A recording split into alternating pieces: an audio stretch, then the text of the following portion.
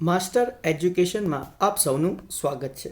મિત્રો, આજના વિડીયોમાં આપણે ધોરણ 11 પ્રથમ ભાષાની અંદર જે સવિસ્તાર ઉત્તરો આપ્યા છે તેના વિશેની માહિતી મેળવીશું. આના પહેલાંનો ભાગ 1 આપણે બનાવી ચૂક્યા છે, જે તમે જોયો હશે મને એવી આશા છે.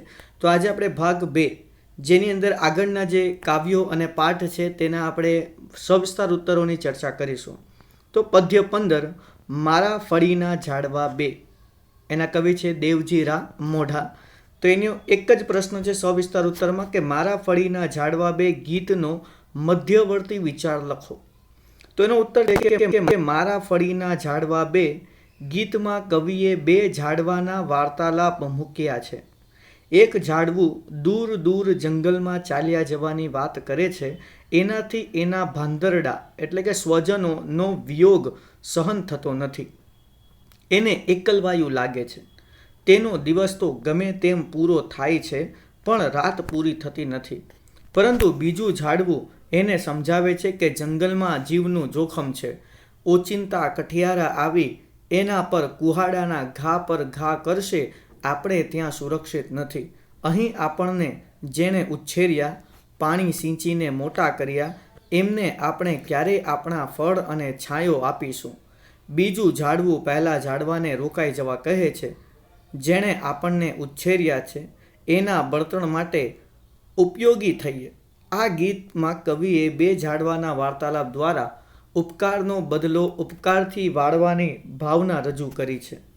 આ ગીતનો મધ્યવર્તી વિચાર એ છે કે માનવ જીવનને સાર્થકતા સૌને ઉપયોગી થવામાં છે. 17મું કાવ્ય છે ભજન કરે તે જીતે. એનો પહેલો પ્રશ્ન છે કે ભજન કરે તે જીતે ગીતના આધારે ભક્તિનો મહિમા વર્ણવો.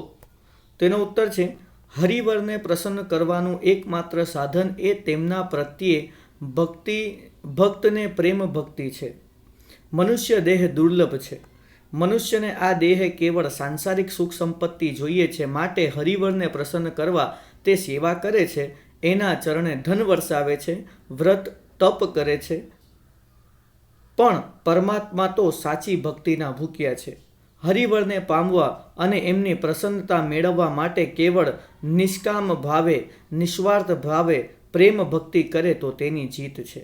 સાંસારિક સુખ મેળવવા હરિવરને પોતાના ત્રાજવે તોડવા જાય તો એમાં તેની હાર છે.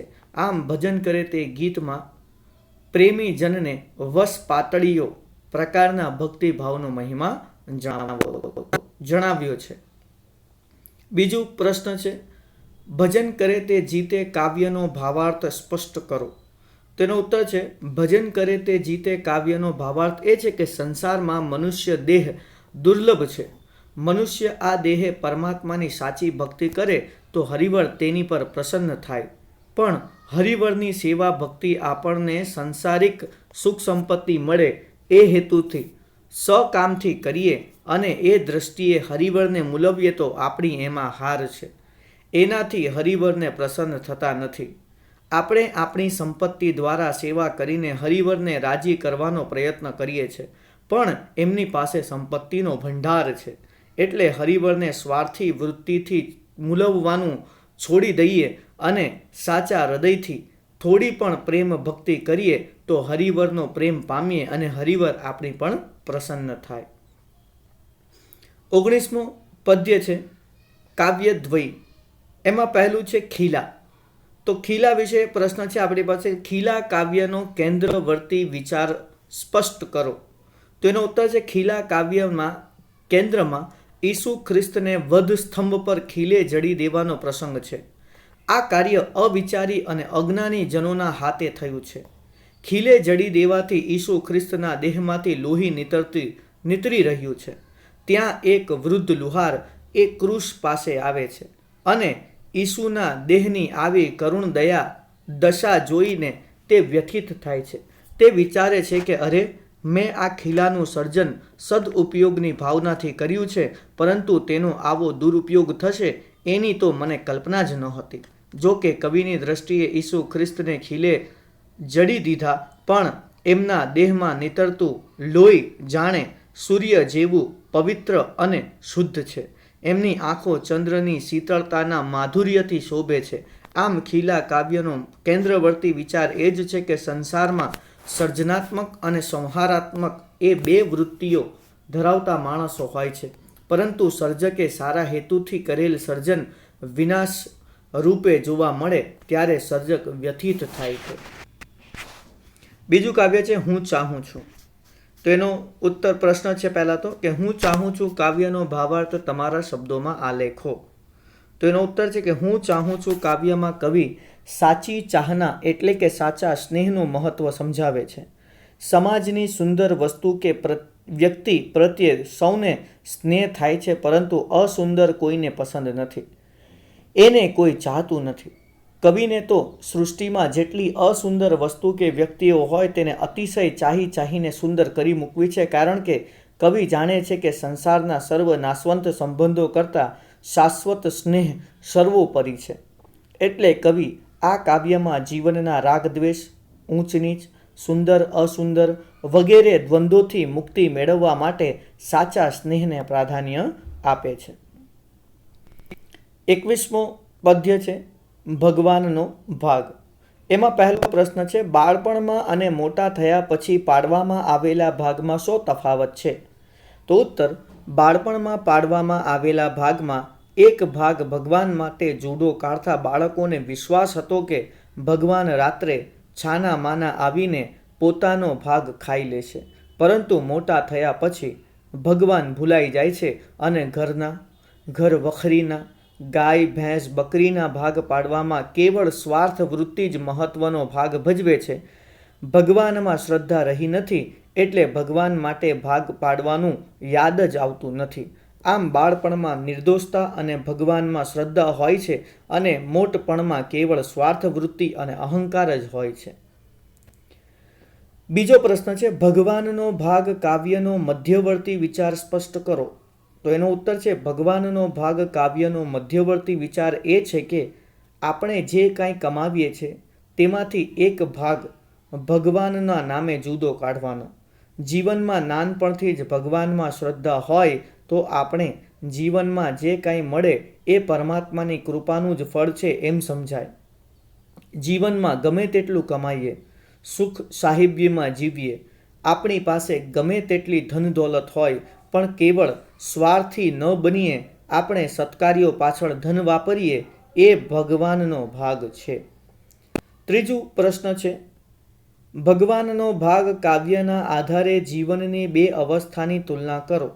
તો એનો ઉત્તર છે કે દરેક મનુષ્યના જીવનની બે અવસ્થાઓ હોય છે, બાળપણ અને મોટપણ. બાળપણમાં તે નિર્દોષ હોય છે, તેને ભગવાનમાં શ્રદ્ધા હોય છે, તે દરેક વાતમાં ભગવાનને આગળ રાખે છે. ભગવાનનો ભાગ કાવ્યમાં બાળકો જે કાંઈ વીણી લાવે છે કે મેળવે છે એને સૌ ભાગે વહેંચી લે છે. એમાં ભગવાનને પણ ભૂલતા નથી.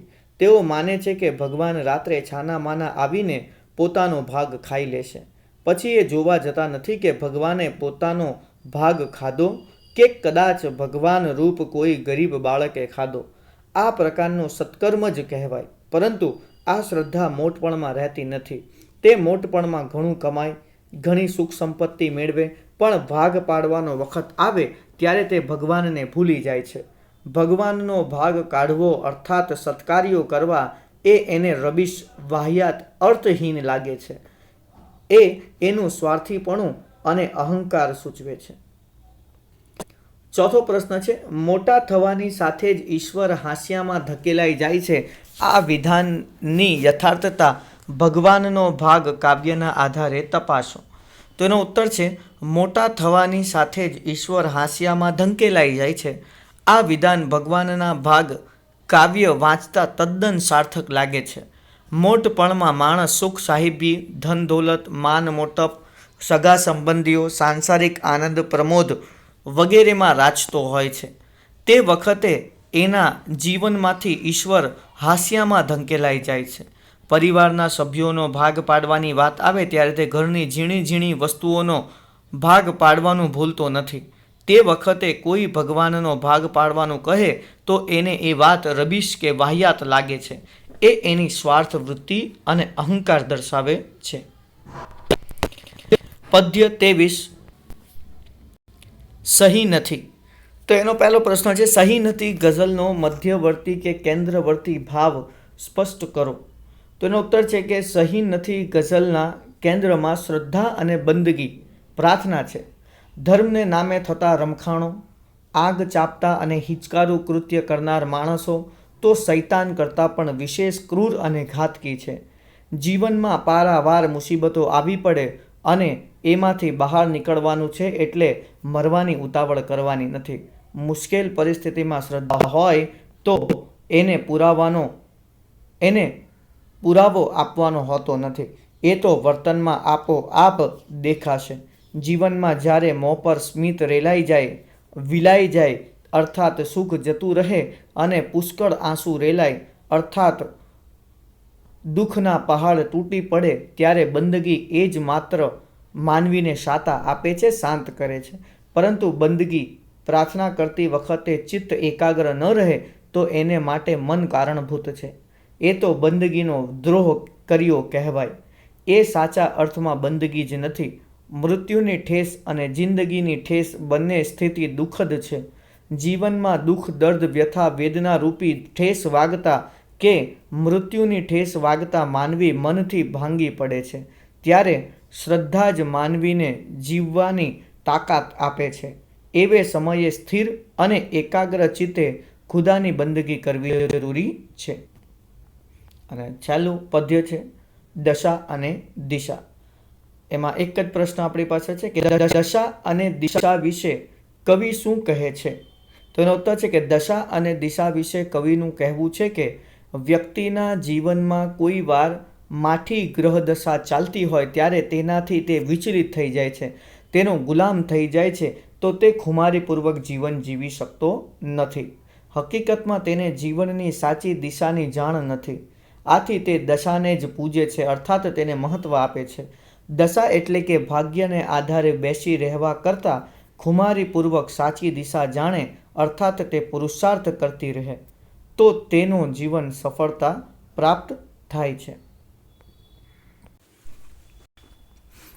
હવે આવે છે ગદ્ય 2, પોસ્ટ ઓફિસ ધૂમકેતુ ગૌરીશંકર જોશી. તો એમાં પહેલો પ્રશ્ન છે, પોસ્ટ ઓફિસ વાર્તામાં રજૂ થયેલ રાત્રિનું વર્ણન કરો. તો એનો ઉત્તર છે કે પોસ્ટ ઓફિસ વાર્તાની શરૂઆતમાં જ પાછલી રાતનું આબેહૂબ વર્ણન છે. ભૂરા આકાશમાં નાના મોટા તારાઓ ટમટમી રહ્યા છે. શીતળ પવનના સુસવાટાથી બચવા અલી ડોસાએ પોતાના ફાટેલા જબ્ભાથી શરીરને લપેટી લીધું છે. કેટલાક ઘરોમાંથી ઘંટીના મધુર અવાજ સંભળાય છે. એ સાથે સ્ત્રીઓના ઝીણા અવાજ પણ સંભળાઈ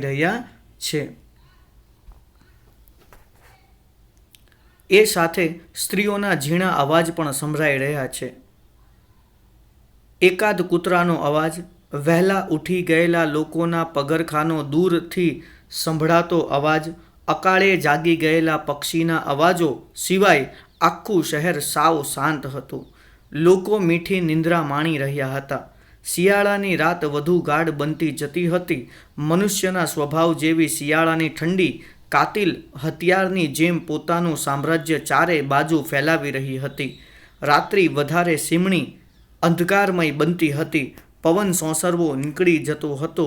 શુક્રના તારાનું મીઠું તેજ બરફ પડે તેમ પૃથ્વી ઉપર ઠંડીના કટકા જેવું પડતું હતું.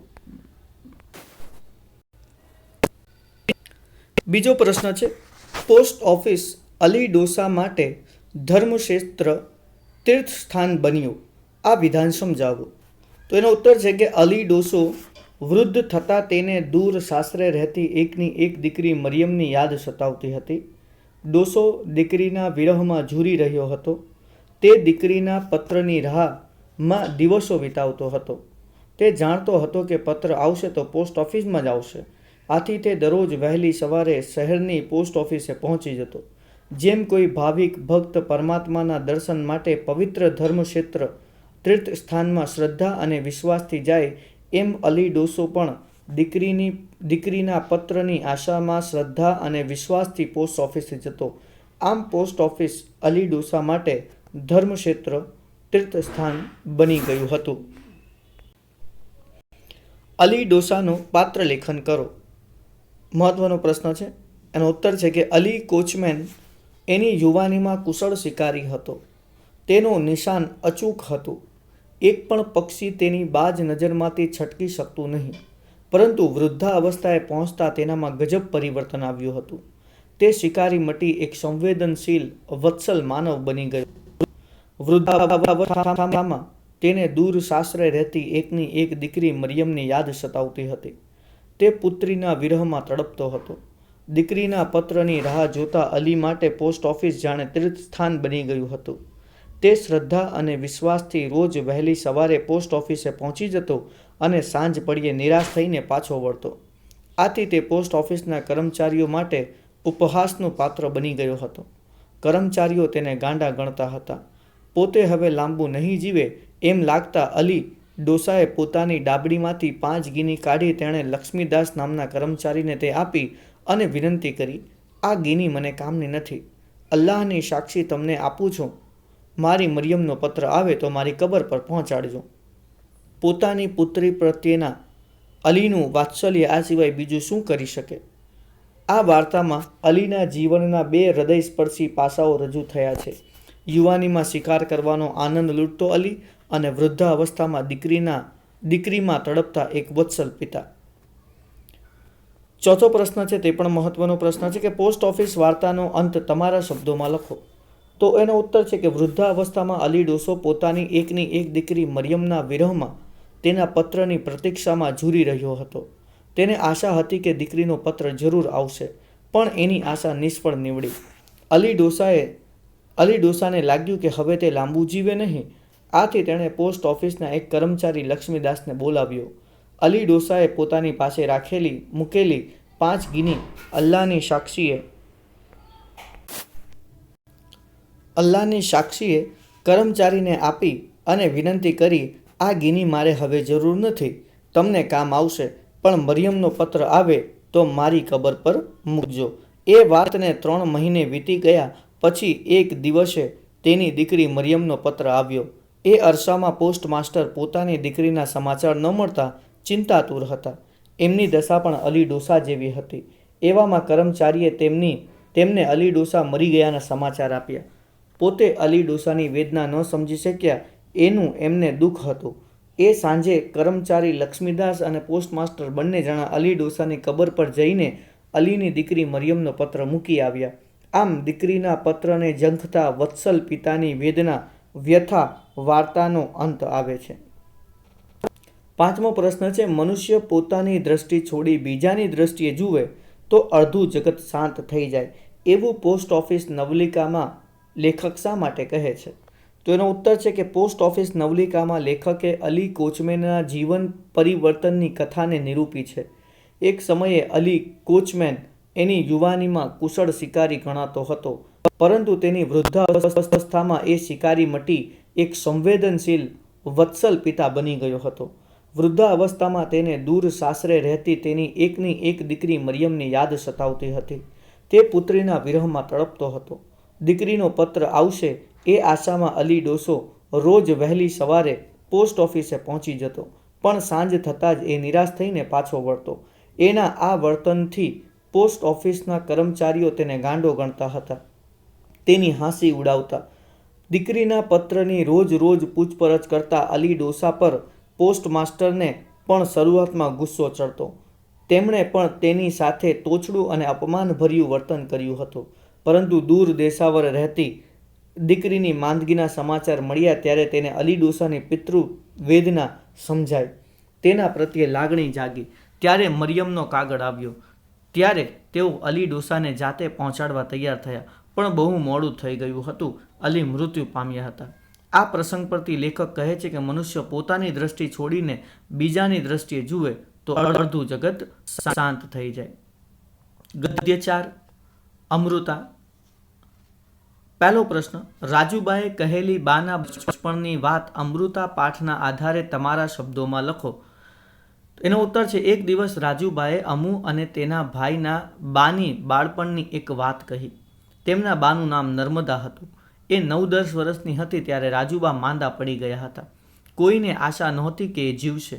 એમના નાના એટલે કે રાજુબાના પતિ સાવ નિરાશ થઈ ગયા હતા. એ દિવસોમાં એક સંન્યાસી અવધૂત ભિક્ષા માંગવા આવ્યો. નર્મદા મુઠ્ઠીભર બાજરો લઈને અવધૂતને દેવા દોડી. એ અવધૂતે એના ગળામાં સોનાની શેર જોઈ. એને વાતમાં ઘરની માંદગીની ખબર પડી ગઈ.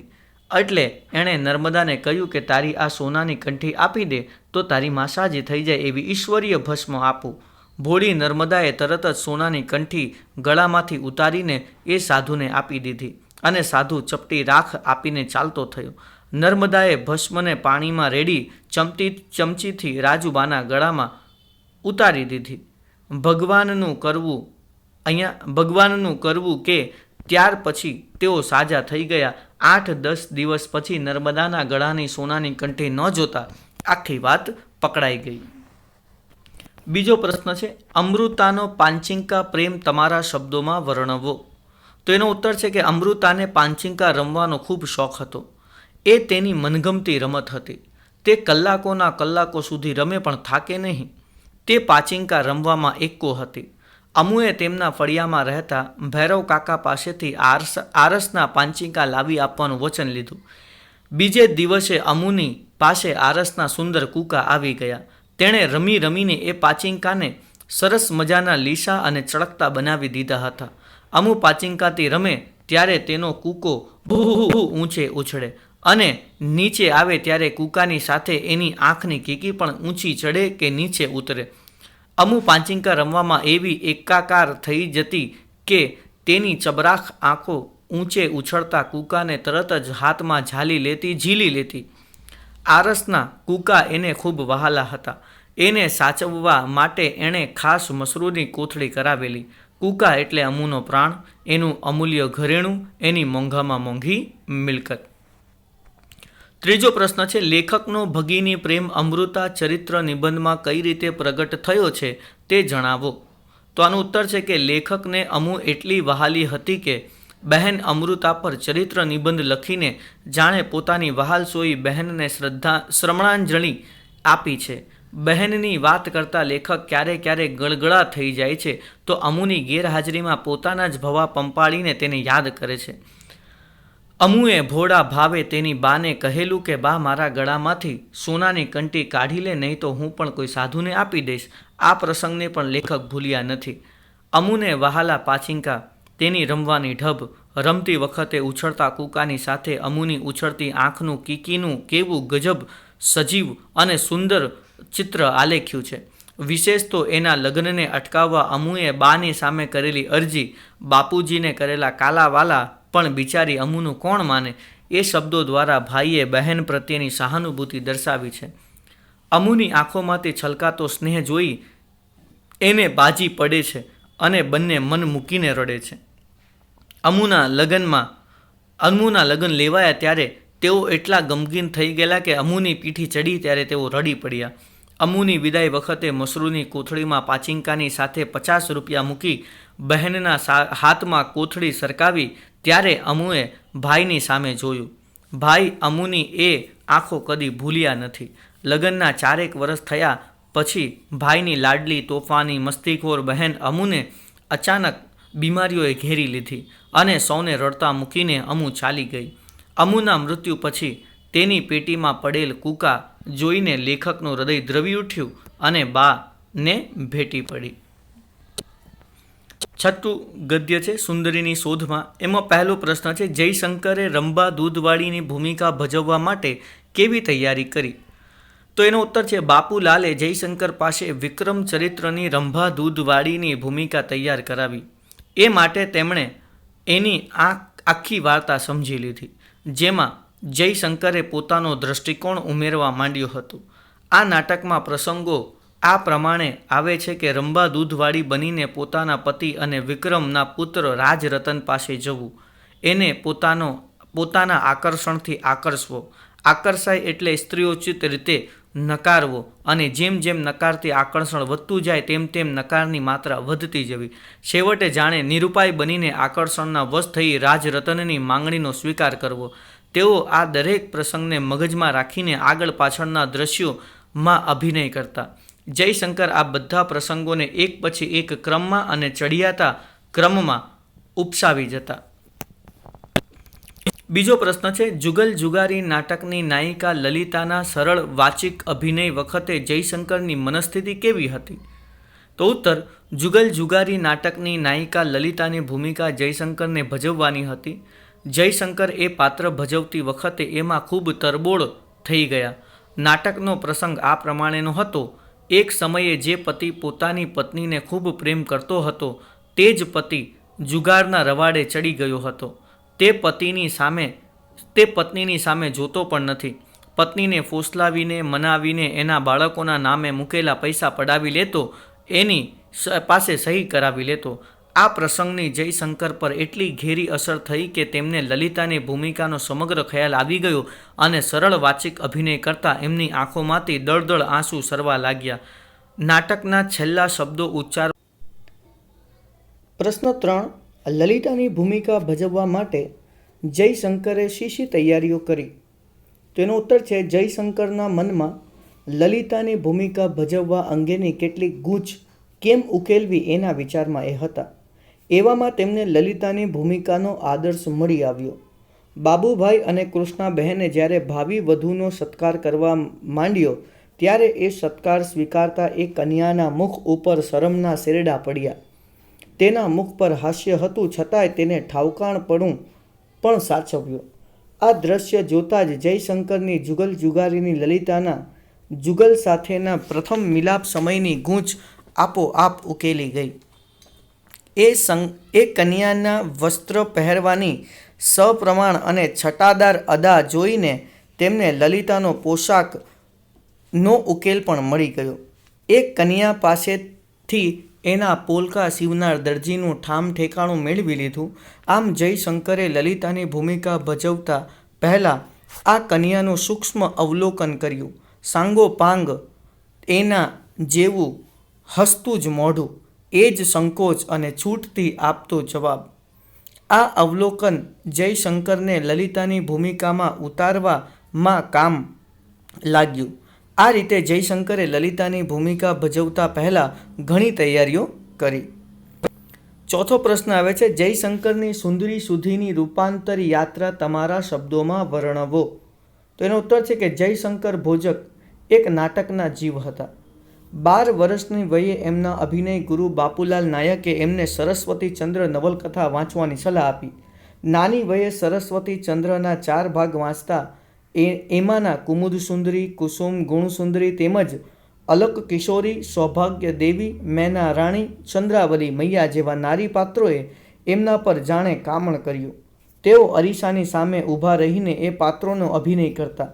કોઈ કારણસર તેમની નાટક મંડળીને મુંબઈમાં નાટક ભજવવાની તક ન મળતા એમણે ગુજરાતી નવલકથાઓ, કાવ્યો, નિબંધો વગેરેનું વાંચન કરવામાં સમય વિતાવ્યો અને પોતાની અભિનયની ગૂંચ ઉકેલવાનો પ્રયત્ન કરતા હતા. તેમણે શેક્સપિયરની ડેસ્ડિમોના અને સંસ્કૃત કવિ કાલિદાસની માલતી માધવની માલતીનો અભ્યાસ પણ કર્યો હતો. પરિણામે તેમના મનમાં ભજવણીનો એક ચોક્કસ ક્રમ ઊભો થયો. ઉપરાંત સમાજની બહેનો પાસેથી પણ સુંદરીનું પાત્ર કેમ ભજવવું એ શીખ્યા. આમ જયશંકરની સુંદરી સુધીની રૂપાંતર કથા આગળ ચાલતી રહી. સૌભાગ્ય સુંદરી નાટકના સુંદરી પાત્રનું અભિનયમાં તેમણે એક શરમાળ ગરવી ગુજરાતને હુબહુ રજૂ કરી. આ તેમના પરમ પુરુષાર્થનું પરિણામ હતું. આ અવાંતર પ્રક્રિયાએ જ તેમનામાં રહેલા નટને સાકાર થવામાં મદદ કરી. પ્રેક્ષકોએ તેમની અભિનય કલાને મુક્ત કંઠે બિરદાવી. 5મો પ્રશ્ન છે, સ્ત્રીના વેશને યથાતથ ભજવવા માટે જયશંકરે કેવા પ્રયત્નો કર્યા હતા તે જણાવો. તો એનો ઉત્તર છે કે એક પુરુષ માટે સ્ત્રીના વેશને યથાતથ ભજવવો એ અત્યંત કપરું કામ છે, પણ જયશંકરે એને પાર પાડવા માટે અનેક પ્રયત્નો કર્યા. કુમુદ સુંદરી, કુસુમ, ગુણસુંદરી, અલક કિશોરી, સૌભાગ્ય દેવી, મેના રાણી, ચંદ્રાવલી મૈયા જેવા સરસ્વતી ચંદ્ર નવલકથાના નારી પાત્રોએ તો જાણે એમના પર કામણ કર્યું. તેઓ અરીસા સામે ઊભા રહી એ પાત્રોના વર્ણનને આધારે પાત્રોના હૃદયના ભાવોમાં એકરૂપ થવાના પ્રયત્નો કરતા ગયા. એ પછી એમણે આ દિશામાં એક ડગલું આગળ ભર્યું, કેમ કે એમની ઈચ્છા સૌભાગ્ય સુંદરીમાં નિરૂપિત સુંદરીની ભૂમિકાને રંગમંચ પર જીવંત બનાવવાની હતી. આથી તેઓ ગુજરાતી સાહિત્યની નવલકથાઓ, કાવ્યો, નિબંધો વાંચતા ગયા અને પોતાના અભિનયની ગૂંચો ઉકેલતા ગયા. એ અરસામાં તેમણે શેક્સપિયરની ડેસ્ડિમોના અને માલતી માધવમાંની માલતીનો અભ્યાસ કર્યો. પરિણામે તેમના મનમાં ભજવણીનો એક ચોક્કસ ક્રમ તૈયાર થયો. આમ સતત 6 મહિનાના સનિષ્ઠ પ્રયત્નો પછી તેઓ સુંદરીની ભૂમિકામાં એક સ્ત્રીના લાવણ્યની મહેક પ્રસરી ઉઠે એ રીતે સ્ત્રીનું પાત્ર ભજવતા થઈ ગયા. છઠ્ઠો પ્રશ્ન છે, સુંદરીની શોધ એ પરકાયા પ્રવેશની પ્રક્રિયાનું સુંદર દ્રષ્ટાંત પૂરું પાડતો આત્મકથા ખંડ છે. આ વિધાનની સુંદરીની શોધ પાઠને આધારે ચર્ચા કરો. મહત્વનો પ્રશ્ન છે, તો આનો ઉત્તર છે કે એક પુરુષ માટે ખાસ કરીને સ્ત્રીની કાયામાં પરકાયા પ્રવેશ કરવો એ પડકારરૂપ છે. કુસુમ સુંદરી, કુમુદ સુંદરી, કુસુમ, ગુણ સુંદરી, અલક કિશોરી, સૌભાગ્ય દેવી, મેના રાણી, ચંદ્રાવલી મૈયા જેવા સરસ્વતી ચંદ્ર નવલકથાના નારી પાત્રોને અરીસા સામે ઊભા રહી એ પાત્રોના ભાવોમાં એકરૂપ થવાના પ્રયત્નોમાં તેમને સફળતા મળી. જો કે તેમની ઈચ્છા રંગમંચ ઉપર સૌભાગ્ય સુંદરીમાં આવતી સુંદરીના પાત્રને જીવંત બનાવવાની હતી. તેમાં તેમને હજી કંઈક ખોટું હોય એમ લાગ્યું. એ ખોટ તેમના શેક્સપિયરની ડેસ્ડિમોના અને માલતી માધવમાંની માલતીના અભ્યાસે પૂર્ણ કરી. આથી એમના મનમાં ભજવણીનો એક ચોક્કસ ક્રમ બંધાયો. આટલા પ્રયત્નો પછી એ જયશંકર ન રહ્યા, પણ એક શરમાર ગરવી ગુજરાતણ બની ગયા. તેમના અભિનય, લહેકા, કામણ, અંગ પ્રત્યાંગમાં પેદા થતી મધુર ઝણઝણાટી એક હુબહુ સ્ત્રીના જ હોય એ રીતે તેમનામાં પરકાયાએ પ્રવેશ કર્યો અને પ્રેક્ષકો તેમની સ્ત્રી પાત્રની ભજવણી પણ આફરીન થઈ. આ રીતે જયશંકરે પરકાયા પ્રવેશ કરીને જયશંકર સુંદરી તરીકે પ્રતિષ્ઠા પામ્યા. જયશંકરના જીવનની રૂપાંતર યાત્રા જોતા સુંદરીની શોધ એ પરકાયાની પ્રક્રિયાનું સુંદર દ્રષ્ટાંત પૂરું પાડતો આત્મકથા કંદ છે. આ વિધાન તદ્દન સાચું ઠરે છે. અને છેલ્લો પ્રશ્ન છે, 7મો, અરીસામાં યૌવનાનો છબી જોયા પછી જયશંકરના મનોભાવ કેવા હતા? તેનો ઉત્તર છે કે અરીસામાં એક નવયૌવનાની છબી જોયા પછી જયશંકરના મનમાં સૌપ્રથમ પ્રશ્ન ઉઠ્યો, એ સૌભાગ્ય સુંદરી કે કુમુદ સુંદરી? અંતરનું પ્રતિબિંબ પાડતો અરીસો જાણે તેમને કહી રહ્યો હતો કે આ જયશંકર નથી, આ તો લજ્જાશીલ ગરવી ગુજરાતણ છે. એ લહેકો, એ અભિનય, એ કામણ શરીરના અંગે અંગમાં મધુર ઝણઝણાટી થઈ આવી. ઘડીભર એમ થયું કે હું પુરુષ નથી. શરૂઆતમાં મને સ્ત્રી થતાં સહેજ સંકોચ થતો હતો. હવે એમને પ્રતીતિ થઈ કે હું સ્ત્રી જ છું. આ અવાંતર પ્રક્રિયાએ જ મને મારામાં રહેલા નટને સાકાર થવામાં યારી આપી છે. અરીસામાં નવયૌવનાની છબી જોયા પછી જયશંકરના આ મનોભાવ હતા. મિત્રો, આ હતો આજનો બીજો ભાગ. આના ત્રીજા ભાગમાં આનાથી આગળના જે પ્રશ્નો છે તેના વિશે આપણે ચર્ચા કરીશું. ત્યાં સુધી આપણે વિરામ લઈએ. આભાર.